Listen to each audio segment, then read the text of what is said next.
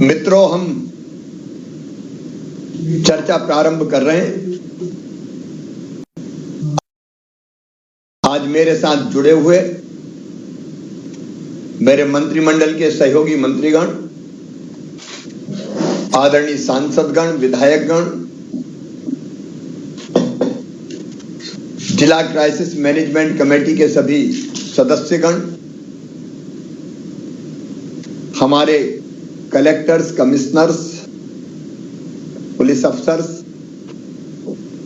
स्वास्थ्य विभाग और मेडिकल एजुकेशन विभाग के हमारे अधिकारीगण, विकास खंड स्तरीय क्राइसिस मैनेजमेंट कमेटी के सदस्यगण, पंचायत और वार्ड स्तरीय क्राइसिस मैनेजमेंट कमेटी के सदस्यगण, प्रिय बहनों और भाइयों, नए साल की आप सबको हार्दिक शुभकामनाएं। मैं नए साल में काम प्रारंभ देव दर्शन करके करता हूं। आज त्रंबकेश्वर से आ रहा हूं। यहां ब्रह्मा, विष्णु, महेश सृष्टि के रचयिता, पालनकर्ता और जिनमें सृष्टि लय हो जाती है, उनके दर्शन और पूजा अर्चन करके आया हूं। और समृद्ध विकसित मध्य प्रदेश, आत्मनिर्भर मध्य प्रदेश बनाने का सामर्थ्य हमें दे, ये प्रार्थना की है। हम सब जानते हैं कि कोविड महामारी एक बार फिर से आ गई है। भगवान की कृपा रही है तो प्रार्थना की है, लेकिन मुकाबला हमें करना है। तीसरी लहर आ गई है। केस अब तेजी से बढ़ रहे हैं, देश में भी, दुनिया में भी, देश में भी और मध्य प्रदेश में भी है। और इसलिए एक बार पूरी परिस्थितियां आपके सामने आ जाए, हमारी पंचायत और वार्ड स्तरीय क्राइसिस मैनेजमेंट कमेटी के सामने आ जाए, ये आवश्यक है। इसलिए एक प्रेजेंटेशन आपके सामने हमारे एसीएस श्री सुलेमान कर रहे हैं। वो प्रेजेंटेशन हम देखेंगे ताकि परिस्थितियों से हम अवगत रहें। इसके बाद मैं आपसे चर्चा करूंगा और फिर किसी मित्र के सुझाव, सलाह या जिज्ञासा होगी तो उस पर भी हम बात करेंगे। नए साल की शुभकामनाएं देते हुए मैं एसीएस से कहता हूं कि वो प्रेजेंटेशन प्रारंभ करें। लगाएं सर। आज के प्रेजेंटेशन में हमने 4-5 मुद्दों को कवर किया है। कोविड की वर्तमान स्थिति क्या है, जो नया वेरिएंट आया उसकी स्थिति क्या है, कोविड वैक्सीनेशन में क्या हो रहा है, किशोर बालिकाओं का जो बालक बालिकाओं का वैक्सीनेशन होना है उसके संबंध में चर्चा है, कोविड की तीसरी लहर की तैयारियों के बारे में चर्चा है। सर आज जैसा आपने कहा कि हमारा देश में कोविड का ट्रेंड बहुत बढ़ रहा है। पिछले 6 दिन में लगभग 3 गुना हो गए हैं। 9-10 हजार केस हुआ करते थे देश में, वो 27,000 पे पहुंच गए हैं। और हमारे जो 5-7 केस होते थे 1 महीने पहले, वो आज हमें 151 केस हमारे रिपोर्ट हो रहे हैं। एक्टिव केस भी 608 पे हमारे पहुंच गए हैं। तो बहुत तेजी से बढ़ता हुआ ट्रेंड है। अगर हम बाकी प्रदेशों में इसका देखेंगे तो महाराष्ट्र में फिर से बहुत ज्यादा कोविड के केसेस हैं और महाराष्ट्र के बॉम्बे, पूना, थाने तीनों जिलों में बहुत ज्यादा कोविड के केसेस आ रहे हैं। 9,170 हो गए हैं। पश्चिम बंगाल जो पहले बहुत कम था, वो पिछले 1 हफ्ते में करीबन 8 गुना बढ़ गया है। 4,512 केस हैं। दिल्ली में बहुत तेजी से बढ़ावट आई है, 2,716। और केरल में अब केस थोड़ा कम हो रहे हैं क्योंकि वहां पहले बहुत ज्यादा केस हुआ करते थे। हमारे पड़ोसी राज्य सर गुजरात में भी 1,000 क्रॉस हो गए हैं। तो सब तरफ केस, ये रोज आ रहे हैं, वो संख्या है जी सर, जो डेली केस आ रहे हैं सर। तो बहुत मतलब तेजी से केस बढ़ रहे हैं सर। ये स्लाइड में मैं टेस्टिंग का आंकड़ा और उसकी पॉजिटिविटी बताने की कोशिश करी है। हमको अपनी टेस्टिंग बढ़ानी है। अभी हम 62,000 लगभग टेस्ट कर रहे हैं, जिसका हमने 1 तारीख से 75,000 का टारगेट जिलों को दिया हुआ है।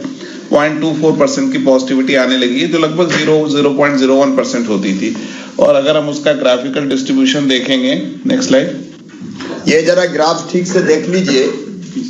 21 नवंबर में केवल 25 केस थे, बढ़ते बढ़ते 28 नवंबर में 122 से लेके अब सीधे 26 दिसंबर के बाद जो ऊपर गए हैं, तो लगातार तेजी से ऊपर जा रहे हैं। 608 एक्टिव केस पहुंच गए एक्टिव केस, और वीकली केस 544। सर ये बिल्कुल जैसे द्वितीय लहर में जिस तरह का ग्राफ डेवलप हुआ था, बिल्कुल उसी तरह का सेम सिचुएशन दिख रहा है ग्राफ का सर। और जैसे द्वितीय लहर में जो स्थिति थी केसेस की, कि पहले इंदौर से शुरुआत होती थी, फिर भोपाल उसके साथ लगता था, बिल्कुल वही ट्रेंड है। इंदौर में 313 केस आए हुए हैं एक सप्ताह में, और भोपाल में 116 हैं। जबलपुर, ग्वालियर, खरगोन उसके पीछे चल रहे हैं। तो जो ट्रेंड सेकेंड वेव के टाइम पे था, उसी तरह का ट्रेंड डेवलप हो रहा है। जो हम जीनोम सीक्वेंसिंग कराते हैं, उसमें अभी तक हमारे ओमिक्रॉन के खाली 11 केस मध्य प्रदेश में आए हैं। वो 11 के 11 ठीक भी हैं, लेकिन हमारे बहुत सारे सैंपल हैं जो आदमी आते रहते हैं। अब हमने इंदौर में भी सैंपलिंग सर अपनी शुरू करा दी, और एम्स भोपाल को भी हमने पैसे दिए हैं कि वो भी हमारा काम शुरू कर देंगे। तो बट इससे कोई फर्क नहीं पड़ता कि सैंपलिंग हुई कि नहीं, चूंकि ये तो पता चल ही जाता है कि पॉजिटिव है कि नहीं, तो वो पॉजिटिविटी हमारी लगातार बढ़ रही है। और अगर हम दुनिया में कंपेयर करके देखते हैं तो बिल्कुल लहर एकदम क्लियर है। अमेरिका में, ये आप दुनिया का ट्रेंड देख लीजिए, ये यूएस मतलब यूनाइटेड स्टेट, ये अमेरिका है जी सर। आप ऊपर सीधे ग्राफ जा रहा है, बता दीजिए। तीसरी लहर का ग्राफ सर, वहां दूसरी लहर में 2 लाख के आसपास केस आते थे, 2 लाख से एक दिन थोड़ा सा बढ़ा था। अभी अमेरिका में एक दिन में हाईएस्ट में 4.5 लाख केस हो चुके हैं। 7 डे एवरेज भी 3,52,000 केस पर डे का है। हर दिन 3,52,000 केस आ रहे हैं सर। अब यूके में बहुत ही भयानक तरीके से कोविड आया है सर। उनका जो सेकेंड वेव था, जिसको बहुत बड़ा मानते थे, उसमें 67,000 केस आए थे। अभी वो एक दिन 2 लाख भी क्रॉस कर चुके हैं। मतलब सेकेंड लहर से तीसरी लहर 3 गुना उनकी बड़ी थी। अभी भी 1,56,000 का एवरेज, उनका 7 दिन का एवरेज निकालने तो भी आ रहा है, और अभी भी बढ़ने वाला ट्रेंड है। इटली तो सर बिल्कुल वर्टिकली आगे बढ़ा है सर। उनके हाईएस्ट केस जब आए थे वो करीबन 30,000 के आसपास होते थे, अभी वो 92,000, और बिल्कुल एक हफ्ते में वर्टिकली ऊपर हो गया है। इसी तरह फ्रांस की सिचुएशन है, उसमें भी पहले केस 50,000 से ऊपर कभी नहीं आए थे, और अभी 1,57,000, और एक दिन वो भी लोग 2 लाख टच किए हैं। तो सभी विदेशों के परिणाम से ये पिक्चर हमको क्लियर है कि जो ओमिक्रॉन के बाद जो लहर आ रही है, वो बाकी केसेस से, नंबर ऑफ केसेस इसके बहुत ज्यादा आ रहे हैं यूरोप में और पूरे वेस्टर्न वर्ल्ड में। साउथ अफ्रीका का उदाहरण ऐसा है कि जिसमें पीक आने के बाद अब ढलान आने लगा है। तो कई लोग ये भी कहते हैं कि पीक बहुत तेजी से आएगी और फिर तेजी से नीचे भी जा सकती है, लेकिन केसेस की संख्या बहुत होगी।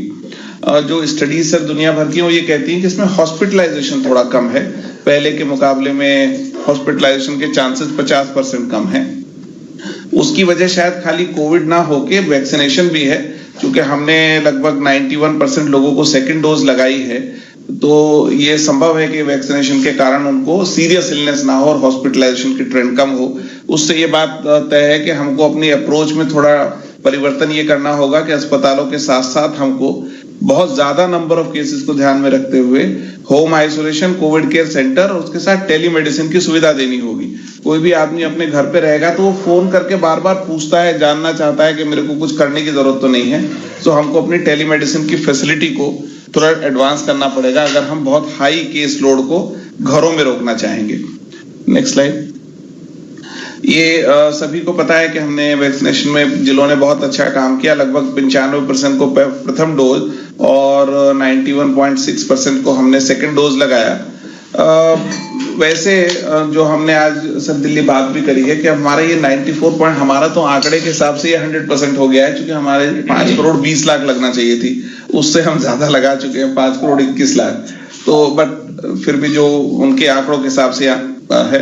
जो जिलेवार प्रथम डोज की स्थिति है, नेक्स्ट स्लाइड, उसमें बहुत सारे जिलों ने बहुत अच्छा काम किया। इंदौर, भोपाल, झाबुआ, आगरमालवा, सभी। कुछ जिलों में थोड़ा चैलेंज भी रहा, सीधी और भिंड और मंडला, जहां वो 90% टच नहीं कर पाए। अभी भी हमारा प्रयास रहना चाहिए कि अगर कुछ लोग बचे हुए हैं तो उनको वैक्सीनेशन का डोज लग जाए, क्योंकि वैक्सीनेशन से सीरियस इलनेस नहीं होती, एकदम प्रमाणित बात है। ये जो जिनमें 90 से कम है, सीधी, भिंड, मंडला, पन्ना, श्योपुर, देवास, सागर, और लगभग सिवनी तक। वो उस जिले की क्राइसिस मैनेजमेंट कमेटी कृपया करके ध्यान दे, हम थोड़ा सा और जोर लगाएं। मुझे लगता है कि 5-7% तो हम मान सकते हैं, लेकिन 10% लोग ना हो ये बात गले में उतरती नहीं है। और इसलिए यहाँ और मेहनत करने की प्रथम डोज की भी जरूरत है, ये मेरा आग्रह है। आप जरूर ध्यान दें, क्योंकि एक बात तो तय है कि वैक्सीनेशन के बाद गंभीर जो असर होता है वो लगभग नहीं होता। इसका गवाह पूरी दुनिया है, इस पे ध्यान दें। नेक्स्ट है, ये द्वितीय डोज में भी यही स्थिति है। जिन जिलों में ऑब्वियसली पहला डोज कम है वहां द्वितीय डोज भी कम है, और बाकी जगह तो सभी लोगों ने अपना उसमें भी बहुत अच्छा काम कर लिया, जिससे उनकी इम्यूनिटी डेवलप। लगभग वही जिले सीधी, खरगोन, भिंड, अलीराजपुर, बड़वानी, छतरपुर, सागर, मंडला, देवास, अनूपपुर, राजगढ़, सिवनी, बैतूल, धार, श्योपुर, ग्वालियर और पन्ना, झाबुआ तक, ये सारे जिले कृपया करके ध्यान दे द्वितीय डोज पे भी। सर, अब कल से सर हमारा बच्चों का वैक्सीनेशन शुरू हो रहा है, 15 से 18 वर्ष के बच्चों का। कई बार ये बातें आती रहती हैं कि बच्चों में कोई वेव आएगी, हालांकि ऐसा कोई प्रमाणित हुआ नहीं कि बच्चों को कोई अलग से प्रभाव होगा। लेकिन अब बच्चों के वैक्सीनेशन को भी गवर्नमेंट ऑफ इंडिया ने सहमति दी है। निःशुल्क वैक्सीनेशन है ये भी, और इनमें 3 जनवरी से शुरू होना है 15 से 18 वर्ष के आयु समूह के लिए। अर्थ ये हो गया कि 2007 या उससे पहले जो भी जन्मा हो वो वैक्सीनेशन के लिए पात्र है। हमारे आकलन के अनुसार करीबन 48 लाख की आबादी है। मैं सभी जिलों को और सभी क्राइसिस मैनेजमेंट ग्रुप के सम्मानीय सदस्यों को ये बात क्लियरली कहना चाहता हूं कि इसमें इनको कोवैक्सीन लगनी है। किसी भी हालत में 18 वर्ष से कम में कोई कोविशील्ड ना लगाए, चूंकि वो वैज्ञानिक दृष्टि से प्रमाणित नहीं है कि कोविशील्ड उसको लग सकती है। तो ये गलती नहीं होना चाहिए। 15 से 18 में केवल कोवैक्सीन ही लगाना है, इसका हमको विशेष रूप से ध्यान रखना है। और इसके सेशन प्लान हो गए हैं, जिसपे प्रायर रजिस्ट्रेशन भी हो सकता है, और सीधे सेशन साइट पे जाएं तो वहीं जाके भी रजिस्ट्रेशन करके वैक्सीनेशन हो सकता है। जो जिलों से हमने अपेक्षा करी थी कि अब तक आपने अपने टीकाकरण दल के की ट्रेनिंग कर ली होगी, जिसमें उनको ये बताना था कि उनको स्कूल का आईडी भी चल जाएगा और कोई आईडी ना हो तो, और साथ में ये बताना था कि कोवैक्सीन लगानी है। कंफ्यूजन बचाने के लिए हमने निर्देश दिए हैं कि 15 से 18 वर्ष का वैक्सीनेशन केवल शासकीय केवल स्कूलों में होगा, चाहे वो निजी हो या शासकीय हो, और वहां केवल उन्हीं बच्चों का, मतलब वहां कोई डुप्लीकेशन नहीं होगा, बड़े लोगों का वैक्सीनेशन वहां नहीं होगा। ये हमको इंश्योर करना है। और जो सेशन आपने प्लान किए हैं उसको हम लोग, ज्यादातर सेशन आप लोगों ने अपने पोर्टल पे डाल दिए हैं, और जो बना रहे हैं उनको भी डाल दें। बस ये भर ध्यान रखना है कि वहां कोई डुप्लीकेशन ना हो, खाली बच्चों के लिए हो और खाली कोवैक्सीन लगे। हमने डोजेस सबको अवेलेबल करा दिए हैं। हम कल उम्मीद कर रहे हैं कि कल हम 15 लाख लोगों का हमने जिलों को कहा है कि टारगेट करके चलें, कि कोशिश करें कि हम 15 लाख टच कर सकें। उस हिसाब से हमने 18 लाख से ज्यादा डोजेज अवेलेबल कराई हैं जिलों को, और क्षमता है जिलों में, जितना आप कर सकोगे, जितना जल्दी इसको कर सकते हैं उतना अच्छा होगा हमारे लिए। 3 जनवरी का लक्ष्य भी हमने, पीपीटी हटा लिया क्या हो गया? 3 जनवरी का 12 लाख का लक्ष्य हमने डोजेस के हिसाब से भी दिया हुआ है, लेकिन जिलों से जो मेरी जितने भी कलेक्टर से बातचीत है, मैंने उनको कहा है कि अपने को इससे आगे बढ़ने की कोशिश करना चाहिए, जितना हम अधिकतम कर सके, ताकि हमारी लीड होगी तो हमको उसी हिसाब से बाकी डोजेस मिल जाएंगी। और जैसा माननीय मुख्यमंत्री जी की अपेक्षा है कि हम इसको 15 तारीख तक खत्म ही कर दें, इसको और लंबा चलाने की जरूरत नहीं, सबको पहली डोज तो हम 15 तारीख तक लगा दें। Next slide. सर, जो हमारी तीसरी लहर की तैयारियों की समीक्षा में वो भी ध्यान आकर्षित करना चाहूंगा, चूंकि क्राइसिस मैनेजमेंट ग्रुप के जिला स्तर के सभी लोग भी हैं, माननीय प्रभारी मंत्रीगण जुड़े हुए हैं, जिलों के प्रभारी अधिकारी जुड़े हुए हैं। ये वही चीजें हैं जिनको हर बार हम आपके ध्यान में लाते हैं। पहली बात होम आइसोलेशन की है। जैसा मैंने कहा, चूंकि केसेस बहुत ज्यादा होंगे और जो ट्रेंड है वो सीरियस केसेस का नहीं है, तो होम आइसोलेशन प्रायोरिटी होगी। तो बहुत ज्यादा लोग होम आइसोलेशन में हमको रखने पड़ेंगे, तो उनकी मॉनिटरिंग का हमको सिस्टम वापस अपना एक्टिवेट करना होगा। District command and control centre जो है उसको हम चालू करें। एसिम्प्टोमेटिक जो केसेस है उनको घर में रखें, जिनको घर में रखें उनको होम आइसोलेशन की किट दें। एक हमने वो ब्रोशर बनाया था कि होम आइसोलेशन में क्या सावधानियां रखना चाहिए, किट के साथ वो ब्रोशर उनको दें, और साथ में टेली कंसल्टेशन की व्यवस्था करें। टेली कंसल्टेशन के कई सारे मॉडल अवेलेबल हैं, अब हमारे खुद के भी हैं, गवर्नमेंट ऑफ इंडिया के भी हैं, जिनसे परामर्श कर सकते हैं, और कमांड कंट्रोल सेंटर के माध्यम से भी हम कोशिश करें कि जिसको भी होम आइसोलेशन में रखा है उससे, पिछली बार हम करते थे कि 2 बार बात होना चाहिए, अभी कम से कम 1 बार उससे हम बात कर सकें, ये व्यवस्था हम रखें। और ये व्यवस्था भी रखें कि जरूरत पड़ने पे अगर उसको शिफ्ट करना हो अस्पताल में तो एम्बुलेंस के माध्यम से शिफ्ट कर लें। ये पॉइंट एक्चुअली मैं और ज्यादा इंसिस्ट नहीं कर सकता, बहुत जरूरी है, क्योंकि इस पे number of cases home isolation में बहुत ज्यादा होंगे। अगर हम टेली कंसल्टेशन की व्यवस्था नहीं करा पाएंगे तो हमको दिक्कत होगी, ये हमको करना पड़ेगा। उसके बाद दूसरा जो व्यवस्था है वो कोविड केयर सेंटर की है। वो लोग जिनको हम एसिम्प्टोमेटिक या लो सिम्टम वाले मान रहे हैं लेकिन उनके घर में जगह नहीं है, तो उनको कोविड केयर सेंटर में शिफ्ट करना होगा। हर जिले में अभी हमने एक कोविड केयर सेंटर चालू करने के लिए कहा है। कोविड केयर सेंटर चालू करने का मतलब वहां पे स्टाफ, डॉक्टर, दवाइयां, एम्बुलेंस और सबसे ज्यादा जरूरी साफ सफाई तथा भोजन की व्यवस्था होना चाहिए, ताकि जो लोग वहां जाएं वो एक अच्छे एनवायरनमेंट में रह सके। कोशिश करें कि अशासकीय संस्थाओं को कोविड केयर सेंटर के संचालन से जोड़ा जाए। कई जिलों में बहुत अच्छे प्रयोग इसके हुए हैं। और साथ में ये चिन्हांकित भी कर लें कि अगर हमको कोविड केयर सेंटर बढ़ाने पड़े तो विकास खंडों में हम कहाँ कर पाएंगे, ये हमको अगली व्यवस्था करनी होगी। उसके बाद जो मरीज जिनको इलाज की जरूरत पड़ेगी ही, ऐसे कुछ लोग जरूर होंगे, ये उसकी तैयारी कि हम 31,000 बिस्तर सरकारी संस्थाओं में करना चाह रहे हैं। लगभग 7,756 हमने लक्ष्य रखा है चिकित्सा शिक्षा का, स्वास्थ्य विभाग का 23,551 का।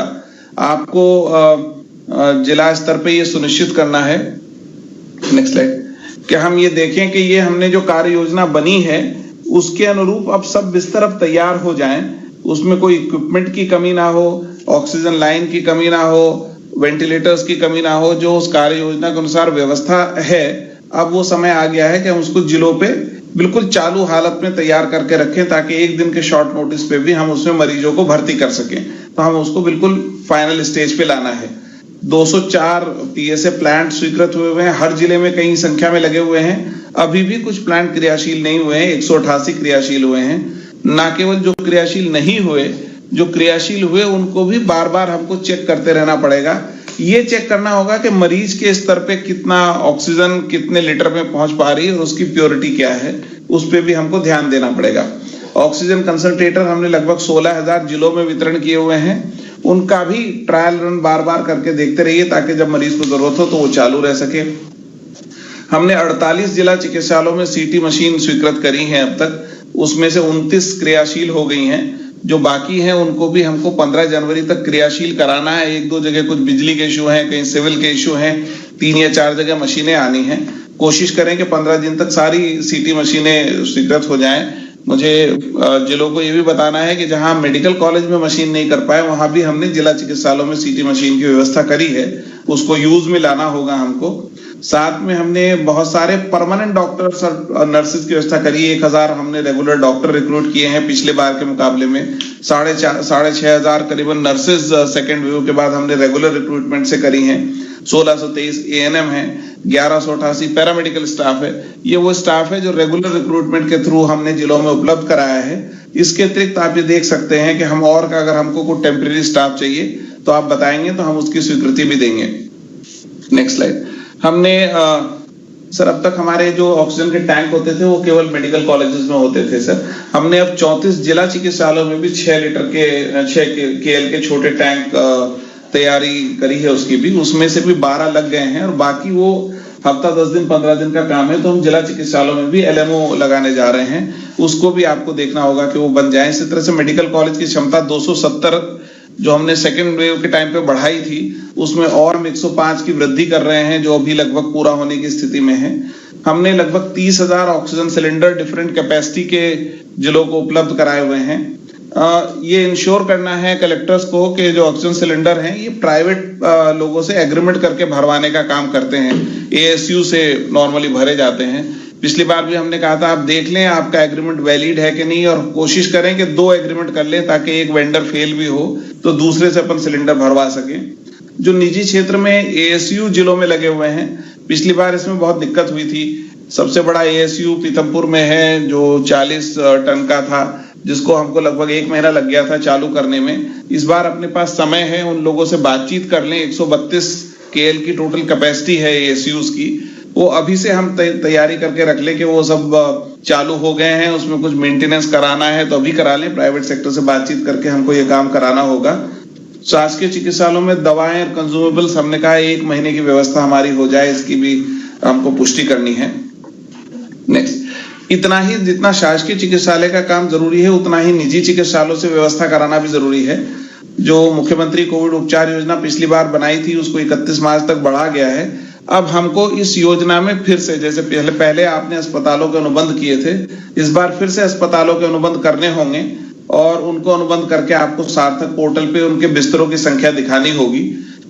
जो लोग योजना अंतर्गत अनुबंध ना भी कर रहे हैं और केवल कमर्शियल तरीके से कोविड का इलाज करना चाहते हो, उसमें भी कलेक्टर्स को हमने स्पष्ट रूप से बताया है कि उनको भी सार्थक पोर्टल पे लाना होगा। जो जब तक सार्थक पोर्टल के वो क्रेडेंशियल आप उनको अधिकृत ना करें तब तक वो कोविड का इलाज ना कर पाए, इस बात के हमको लीगल ऑर्डर भी जारी करने हैं। कलेक्टर्स को अपने स्तर पे व्यवस्था करनी होगी।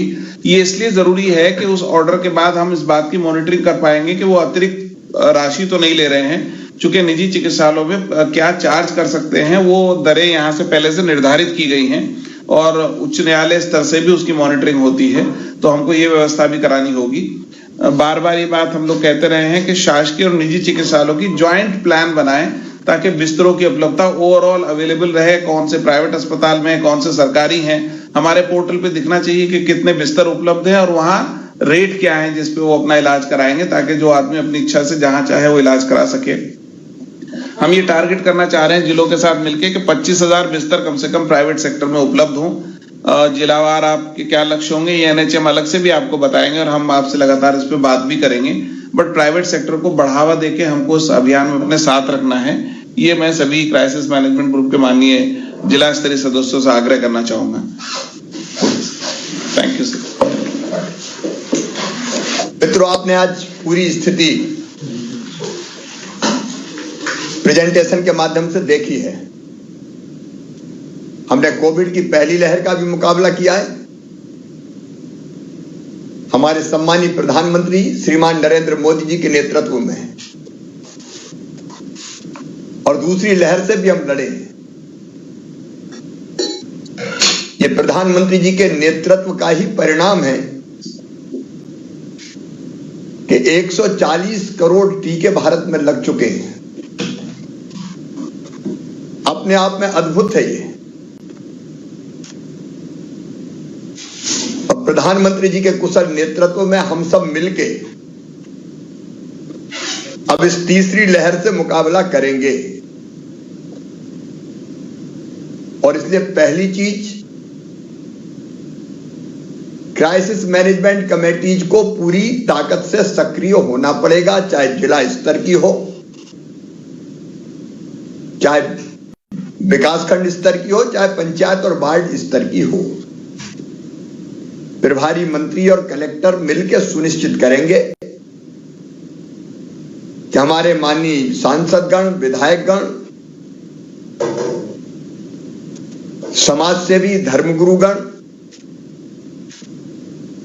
कोविड के क्षेत्र में पहले भी जिनने बहुत बेहतर काम किया, हम सबको जोड़ लें। कई तरह की संस्थाएं हमारी सहयोगी रही हैं। पतंजलि योग पीठ, गायत्री परिवार, श्री श्री रविशंकर जी की संस्था, जन अभियान परिषद, भारतीय जनता पार्टी के कार्यकर्ता जुटते ही हैं। अन्य दलों के कार्यकर्ताओं से भी बात होनी चाहिए।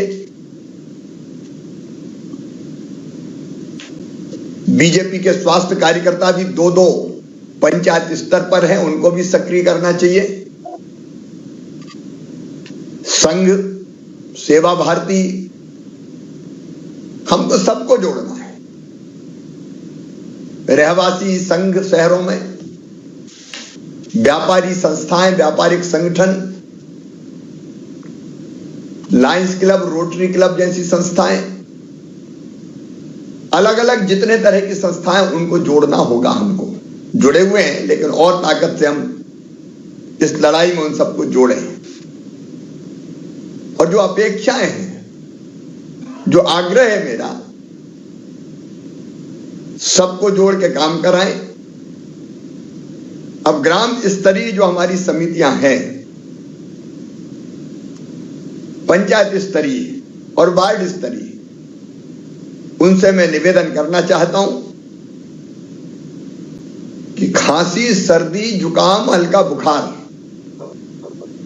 इसको गंभीरता से ले। गांव में वही देख सकते जैसे पिछली बार हम लोगों ने टीका लगवाए, सैंपल टेस्ट के लिए नहीं मिलते थे, उनको लगाया, या जो बीमार थे उनको निकाल के कोविड केयर सेंटर तक ले गए, या पंचायत भवन या स्कूल को ही हमने कोविड केयर सेंटर बना दिया। तो ये तो गांव में करना पड़ेगा हमको।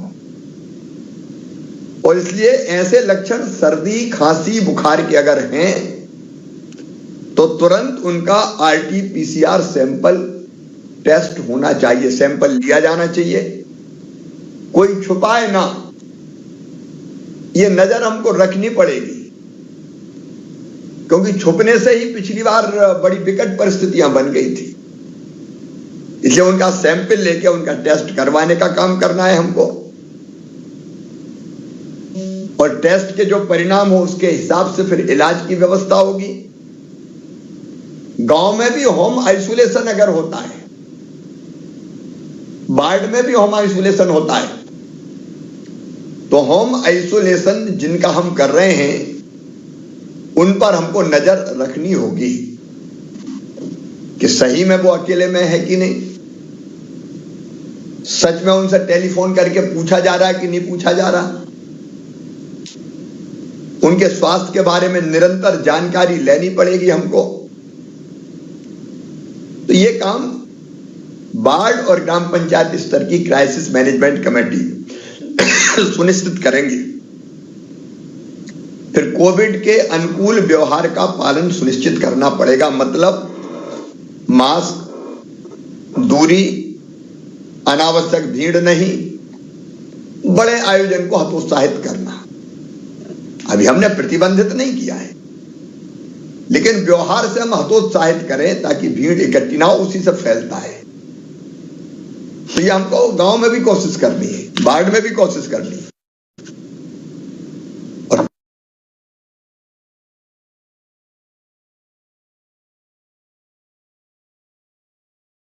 तीसरा काम सबका ही है वो, लेकिन ग्राम पंचायत में या वार्ड में 15 से लेकर 18 वर्ष की उम्र के हमारे बेटे बेटियों का युद्ध स्तर पर वैक्सीनेशन। अब टारगेट बना लो कि हम किसी भी 15 से लेकर 18 साल के उम्र के किशोर के बच्चों के बेटे बेटियों को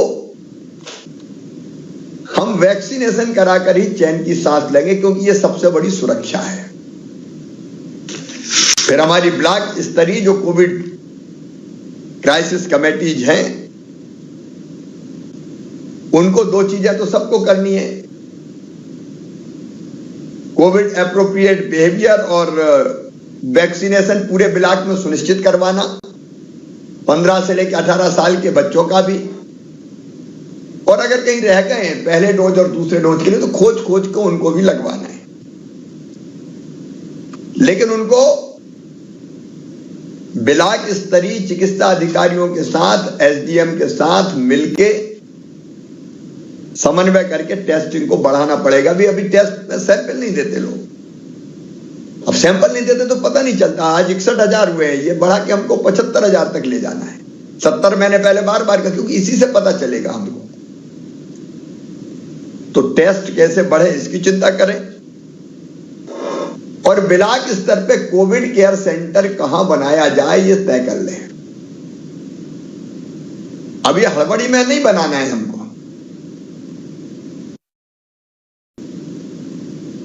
लेकिन बनाने की पूरी तैयारी कर दें, और एक ब्लॉक में एक कोविड केयर सेंटर को हम क्रियाशील करें, क्योंकि सब अस्पताल है, इसकी जरूरत नहीं है। अभी तक एक बात लगभग पूरी दुनिया से आई है कि अभी बहुत गंभीर रूप से बीमार नहीं हो रहे लोग, जो वैक्सीनेशन हो गया ये उसका परिणाम है। और ये हर एक अस्पताल में भर्ती हो इसकी जरूरत नहीं है। हम कोविड केयर सेंटर पर रखने की व्यवस्था करें ताकि एकदम अस्पताल में भीड़ भी ना बढ़े, बोझ भी ना बढ़े और बाकी अस्पताल में दूसरी बीमारियों का भी इलाज होता रहे। और ब्लॉक स्तर के अस्पताल की व्यवस्था देख लेना, एक कोविड केयर सेंटर की तैयारी और एक ब्लॉक स्तर पे जो हमारा अस्पताल है उसकी सारी व्यवस्थाएं आप चेक कर लीजिए, मिलके देख लीजिए ताकि वो अस्पताल भी जरूरत पड़ने पर चाक चौबंद रहे। फिर जिला स्तरीय जो कोविड क्राइसिस मैनेजमेंट कमेटी है, उनको जो बाकी काम मैंने बताया वो तो उनको देखने ही है, उनको मैं दोहरा नहीं रहा। वो काम उनका ये एक जिले में टेस्टिंग को वो जरूर देखें। टेस्ट बढ़नी चाहिए साहब, तब पता चलेगा कि कितने पॉजिटिव आ रहे हैं। और दूसरे जिले में तो कोविड केयर सेंटर चालू करना ही है। सभी 52 जिलों में तत्काल एक कोविड केयर सेंटर आप प्रारंभ कर दीजिए ताकि सामान्य लक्षण वाले पॉजिटिव पेशेंट्स को वहां जरूरत पड़ने पर भर्ती किया जा सके। और अस्पताल की जो व्यवस्थाएं हैं, चाहे जिला चिकित्सालय हो या आपके यहां मेडिकल कॉलेज हो या अन्य चिकित्सालय हो, उनकी व्यवस्थाओं को आपको देख लेना चाहिए, देखना ही है। तो प्रभारी मंत्री, कलेक्टर, सांसद, विधायक, समाज सेवी संस्थाएं और बाकी मित्र जो कोविड की क्राइसिस मैनेजमेंट कमेटीज में जिलों में हैं, जरूरत पड़े कोई छूट गया तो और जोड़ लें, कोई आपत्ति नहीं है उसमें। तो ये व्यवस्थाएं हमको तत्काल देखनी है। माननीय मंत्रीगण, कलेक्टर्स और क्राइसिस मैनेजमेंट कमेटी से कुछ निवेदन मैं और करना चाहता हूं। एक, जिले को जो आवंटित टेस्ट की संख्या है, सैंपल लेके टेस्ट करना है, उतने टेस्ट आपके जिले में होना ही चाहिए। टेस्ट करना ही सावधानी भी है और इसी में हमारी सुरक्षा भी है। अलग अलग जिलों के लक्ष्य तय है, जनसंख्या और तीव्रता, आकार उसके हिसाब से। तो कृपया कर जनता को एजुकेट कीजिए और जनता से मेरी प्रार्थना भी कि टेस्ट करवाएं, सैंपल देने में कोई भी कोताही ना बरतें। फिर अंतर्राज्यीय आवागमन वाले स्थान जैसे bus stand, railway station, airport, इन पर भी टेस्टिंग और सैंपल लेने की व्यवस्था होनी चाहिए। फिर जिलों में पूर्व से संचालित फीवर क्लिनिक, ये सब ध्यान से सुन लें। फीवर क्लिनिक चालू करने हैं, कई जगह चालू होंगे या नहीं है, तुरंत चालू करें। उसमें होगा कि सर्दी खांसी बुखार हुआ तो फीवर क्लिनिक बगल में ही है, वहां गए और तुरंत टेस्ट करवा लिया तो तत्काल पता चल जाएगा, अस्पताल जाने की जरूरत नहीं पड़ेगी। फिर पूरे जिले में खांसी सर्दी बुखार वाले तो टेस्ट होना ही चाहिए, वो अनदेखे ना रहें। फिर आप ये चिंता भी करें कि पॉजिटिव जो केसेस आ रहे हैं, अभी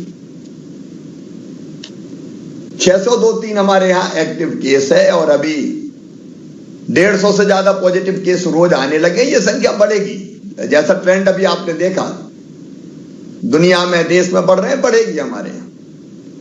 लेकिन कॉन्ट्रैक्ट ट्रेसिंग करना है, एक को परिवार में हो गया तो बाकी कर लेनी। डेल्टा जब आया था दूसरी लहर में तो पता चला कि नहीं करवाया तो पूरा का पूरा परिवार बीमार हो गया, गंभीर हो गया।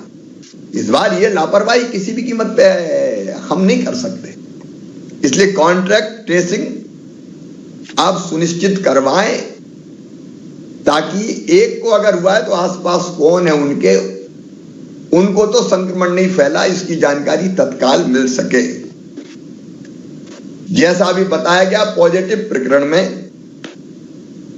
हर केस को अस्पताल में भर्ती करने की आवश्यकता नहीं है। तो फिर होम आइसोलेशन जगह हो तो एक ही कमरा में तो होम आइसोलेशन हो नहीं सकता। इसलिए अगर घर होम आइसोलेशन की व्यवस्था वाला है तो होम आइसोलेशन, और नहीं है तो फिर कोविड केयर सेंटर जैसी व्यवस्था में उनको ले जाना। सामान्य लक्षण है तो एकदम अस्पताल जाने की जरूरत नहीं है। फिर जिलों में यह भी ध्यान देना पड़ेगा कि सैंपल टेस्ट करने के लिए जो निर्धारित लैब है उनको प्रेषित किए जाएं और 24 घंटे के भीतर जांच के परिणाम से अवगत कराया जाए। पिछली बार देर लग रही थी, ये 24 घंटे में करना है। इसकी निरंतर निगरानी और समीक्षा की जाए। शासकीय अस्पतालों में आईसीयू, एलयू बिस्तर एक बार फिर से हम चेक कर लें। ऑक्सीजन सपोर्टेड सामान्य बिस्तर, ऑक्सीजन बेड, आइसोलेशन बिस्तर जिनमें ऑक्सीजन की जरूरत नहीं पड़ेगी। इस बार हो सकता है कई को ऑक्सीजन की जरूरत ना पड़े, हम तैयारी सब रखेंगे। इसके साथ दवाइयां, महीने भर की दवाई पूरी चाहिए हमारे पास, और जैसे ही कम होना शुरू हो महीने भर फिर दवाई की व्यवस्था कर लें, आप तत्काल खबर करें। लेकिन ये नहीं होना चाहिए कि फलानी गोली नहीं है, फलानी टैबलेट नहीं है, फलानी चीज नहीं है। दवाइयां, इंजेक्शन, जो आवश्यक चीजें वो महीने भर की हमारे पास चाहिए, कम से कम 1 महीने के लिए। वेंटिलेटर एक बार फिर चला के देख लें, बायपैप, सीपैप, ऑक्सीजन की व्यवस्था, और जैसा भी बताया पीएसए प्लांट अभी 204 में से 188 चालू हालत में चल रहे हैं सक्रिय। तो जो चालू हालत में उनकी भी प्योरिटी बार बार मॉक ड्रिल हुई है, फिर से एक बार देख लें शुद्ध ऑक्सीजन उसमें से आ रही है कि नहीं आ रही है। और बाकी जो बचे हैं उनको जल्दी से जल्दी सक्रिय कर लें, क्योंकि 204 में से 188 मतलब 10 कितने 16 बचे हैं, तो उनको भी चालू कर लें। फिर कोविड उपचार योजना, मुख्यमंत्री कोविड उपचार योजना, कलेक्टर्स ध्यान से तत्काल प्रभारी मंत्रियों के निर्देशन में, वैसे तुरंत कलेक्टर्स को यह काम करना है कि जो हमारे प्राइवेट अस्पताल है जिनको हमने अनुबंधित किया था, उस अनुबंध में 1 जनवरी से 31 मार्च 2022 तक अभी वृद्धि कर दी। तो आप ये अनुबंध कर लें और प्राइवेट अस्पताल में मुख्यमंत्री कोविड उपचार योजना के अंतर्गत उपचार होगा। जरूरत पड़ने पर निःशुल्क उपचार होगा, पैसे हम देंगे। तो सारे प्राइवेट अस्पतालों से अनुबंध हो जाए ताकि जरूरत पड़ने पे 31,000 बिस्तर हमारे पास अभी हैं शासकीय अस्पतालों में। हम कम से कम 25,000 दूसरे प्राइवेट अस्पताल के बिस्तर भी तैयार करके रखें। तो इसलिए ये जल्दी से जल्दी अनुबंध कर दिया जाए ताकि हम जनता को, गरीबों को, मध्यम वर्गीय और निम्न मध्यम वर्गीय भाई बहनों को निःशुल्क इलाज सुनिश्चित कर पाए। फिर हमने बहुत अच्छा काम किया था, कोविड के कमांड और कंट्रोल सेंटर्स को जिलों में बनाया था, उसको तुरंत चालू कर लिया जाए। अब उसके माध्यम तो बहुत उपयोगी है। कोविड केयर सेंटर और होम आइसोलेशन में जो उपचार प्राप्त कर रहे कोविड के पॉजिटिव रोगी हैं, उनकी टेली कंसल्टेशन के द्वारा सतत निगरानी की व्यवस्था की थी, वो फिर से करनी है। अब घर है, फोन तो जा नहीं, या तो वो फोन करेगा, हमको रोज फोन करना है। अभी एक फोन की बात हुई है, उनको हम गाइड कर सकें, बता सकें क्या करना है और क्या नहीं करना है। और अगर जरूरत है उपचार की तो फिर उनको अस्पतालों में फिर तत्काल रेफर करने की व्यवस्था है। ये कोविड कंट्रोल और कमांड सेंटर जिलों के देखेंगे। होम आइसोलेशन में फोन, दवाई के किट की व्यवस्था, क्या करना चाहिए क्या नहीं करना चाहिए, इसका पर्चा छपवाया जा सकता है।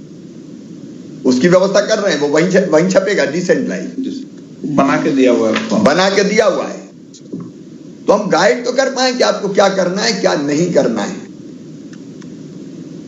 और जरूरत होने पर वहां से रेफर हम कर सकते हैं।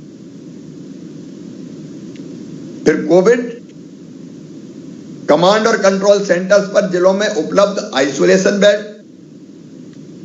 ऑक्सीजन बिस्तर, ICU bed, HDU bed, PICU बिस्तरों की उपलब्धता व रिक्ति की भी मॉनिटरिंग की जाए।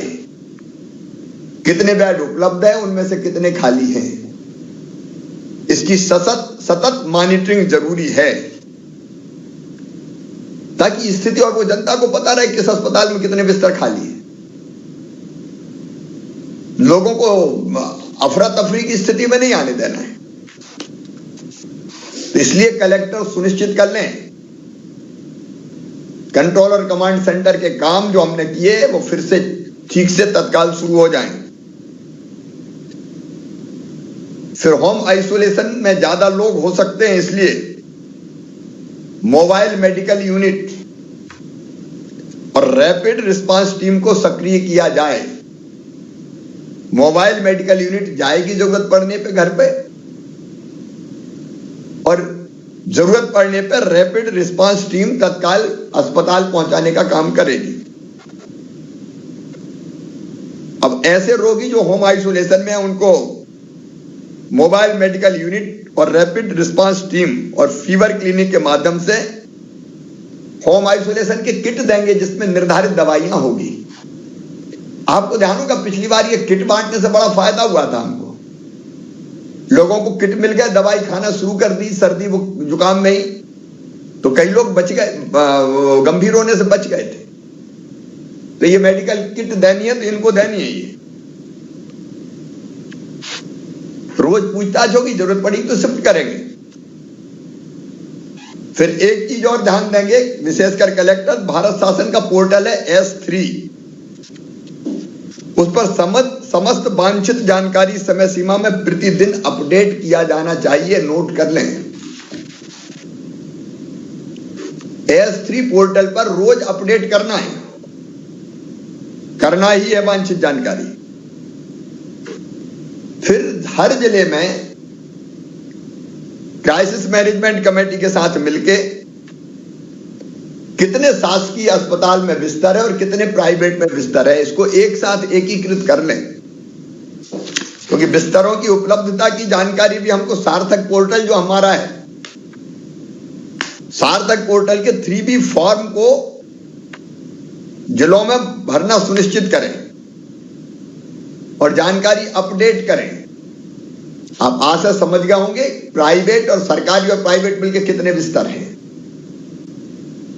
ताकि प्राइवेट के बिस्तर भी तैयार रहे। और कोई भी प्राइवेट, ये बात आई गई कि अगर उसको कोविड का उपचार करना तो निर्धारित प्रक्रिया का पालन करना होगा, तो पहले से आप देख लें। फिर एक बात और गंभीरता से, अभी से पूरी गंभीरता के साथ करें,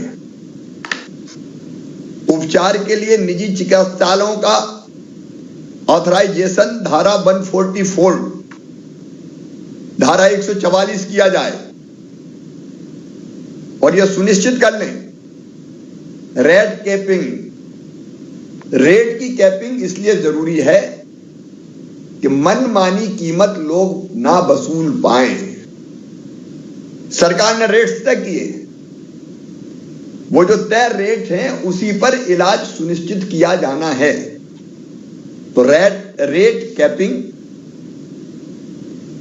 जो सरकार द्वारा निर्धारित दर है उस पर इलाज, मतलब ऑक्सीजन की उपलब्धता, अगर वो इलाज कर रहे तो ऑक्सीजन होना चाहिए उन अस्पतालों में, ये सुनिश्चित करवा लें। और ट्रेंड उनका नर्सिंग और डॉक्टर्स का स्टाफ चाहिए,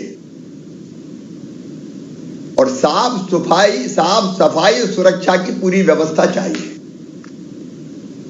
तो इसको पूरी गंभीरता के साथ करवाएं। ये बहुत जरूरी नहीं, पिछली बार ऐसा आया था कि पेशेंट भर्ती कर लिए, ऑक्सीजन है ही नहीं, और बाद में फिर सोशल मीडिया पे कर रहे हैं कि 1 घंटे की बची, आधा घंटे की बची। वो अफरा तफरी नहीं मचना है। इसे पहले सुनिश्चित कर लें किसी भी स्थिति में ऑक्सीजन की कमी ना हो। और इसलिए मैं फिर कह रहा हूं, PSA plant, oxygen concentrator, oxygen cylinder, medical gas pipeline की व्यवस्था, इसको सुनिश्चित कर लें। यह सबसे जरूरी आवश्यकता है। दूसरी लहर में हमने देखा है, फिर जहां जहां जिन जिलों में आपको प्रशिक्षित मानव संसाधन चाहिए, लोग चाहिए, स्टाफ चाहिए, उनकी अस्थायी रूप से नियुक्ति का आकलन करके तत्काल आप यहां भेज दें ताकि वो भर्ती की जा सके। लोग चाहिए, आखिर हमको प्रशिक्षित लोग चाहिए। तो इसको भी हमको तत्काल प्रेषित करना पड़ेगा और उसको तत्काल करना पड़ेगा। फिर कोविड-19 के निदान हेतु आवश्यक पैथोलॉजी जांच की उपलब्धता जिलों में आप सुनिश्चित कर लें, और सिटी स्कैन की उपलब्धता सुनिश्चित कर, तो ये बहुत जरूरी, हमने देखा उस समय संभावित आवश्यकता के अनुसार संभावित कोविड रोगियों की जांच की जाए। अब हमारी 29 जिलों में सिटी स्कैन मशीन क्रियाशील है, बाकी के प्रयास हो रहे हैं। इसलिए इस पहलू पर भी आपको ध्यान देना होगा। इस समय इससे जिम्मेदारी का काम और कोई नहीं है, क्योंकि हम संकट के मुहाने पे खड़े हैं। और इसके साथ जो जरूरी चीज है, मैं फिर दोहरा रहा हूं, कल से 3 जनवरी से, देखिए मैं आप सबको बधाई देता हूं, मंत्रीगण, सांसदगण, विधायकगण, जिला के प्रशासन, कलेक्टर सहित, कमिश्नर सहित, वैक्सीनेशन में मध्य प्रदेश ने बहुत शानदार काम किया है। 94.8% अपना फर्स्ट डोज हो गया, लगभग 95, और लगभग 92 हमारा दूसरा डोज होने वाला है। और उसी के कारण हमें विश्वास है कि बहुत गंभीर मामले कम आएंगे, ऐसा लगता है। अभी तैयारी हम सब रखेंगे, लेकिन अब 15 से लेकर 18 साल के बच्चों की कल से वैक्सीनेशन शुरू हो रहा है। हम क्यों देर लगाएं सब? युद्ध स्तर पे करना है अपन को। अपन तो एक दिन में 28, 29 लाख कर चुके हैं। कोवैक्सीन लगना है, वैक्सीन मिलती जाए और हम पात्र बेटा बेटियों को लगाते जाएं। काहे के लिए हम 20 दिन और 15 दिन का इंतजार करें? जितने जल्दी मिले उतने जल्दी लगा के अपने बच्चों को भी सुरक्षित कर लें। अपन 60 साल से ऊपर के जो विभिन्न बीमारियों से ग्रसित भाई बहन हैं और हमारे फ्रंटलाइन वर्कर्स हैं, उनको भी लगेगा। अभी आपको बताया है कि ये विद्यालयों में केंद्र बनाए जा रहे हैं। जिलों ने अपने अपने केंद्र तय कर लिए होंगे। मेरा क्राइसिस मैनेजमेंट कमेटी से निवेदन है, कल सारे सांसद, विधायक, जिलाध्यक्ष जो यहां बैठे हुए हैं, हमारे समाज सेवी, स्वयंसेवी भाई बहन अलग अलग सेंटर्स पे जाएं और बच्चों को भी अपील करें। सोशल मीडिया के माध्यम से करें, मीडिया के माध्यम से करें, वीडियो अपलोड करें, धर्मगुरुओं की अपील करवाएं, प्रभावी लोगों की अपील जाए, आपकी अपील सोशल मीडिया पे जाए। कि तुरंत ये वैक्सीन लगवाइए। माहौल बनेगा तो बहुत तेजी से ये वैक्सीनेशन हो जाएगा।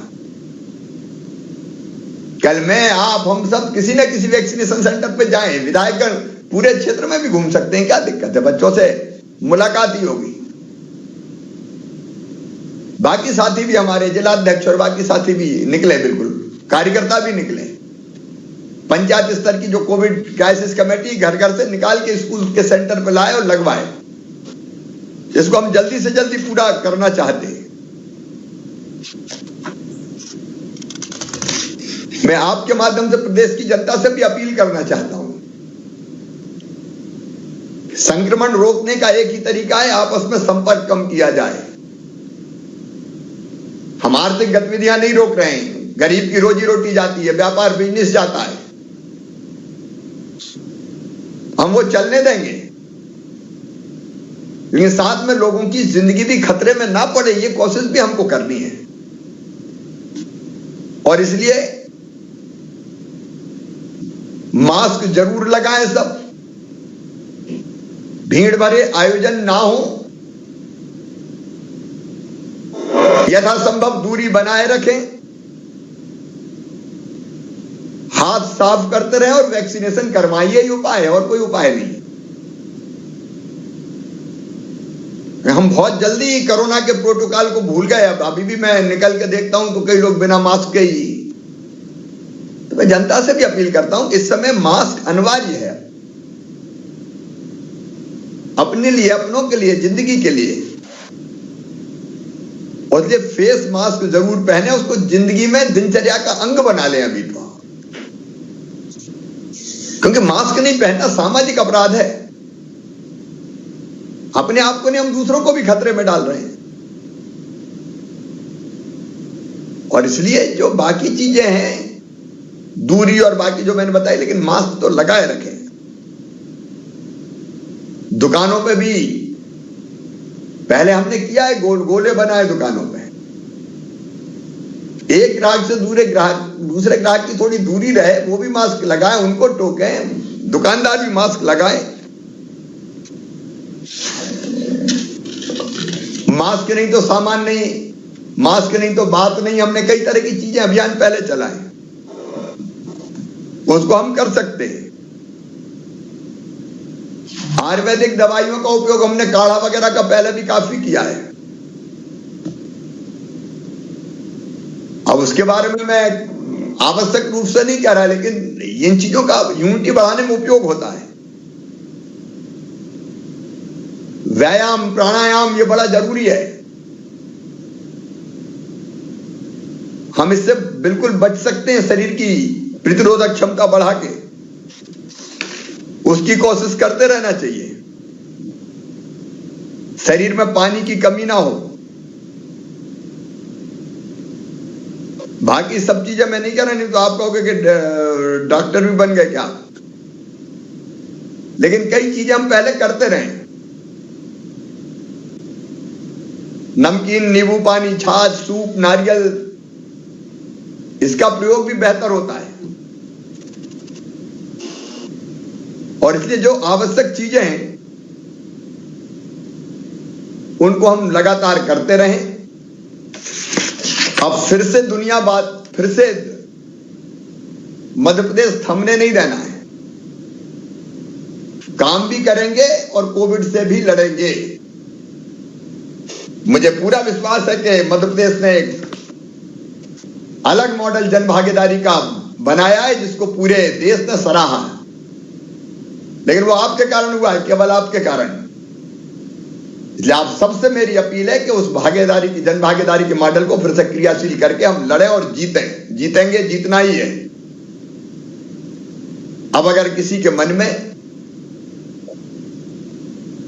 कोई सवाल हो, कोई जानकारी लेना हो, कोई जिज्ञासा हो, तो संक्षेप में हम उसकी चर्चा करेंगे।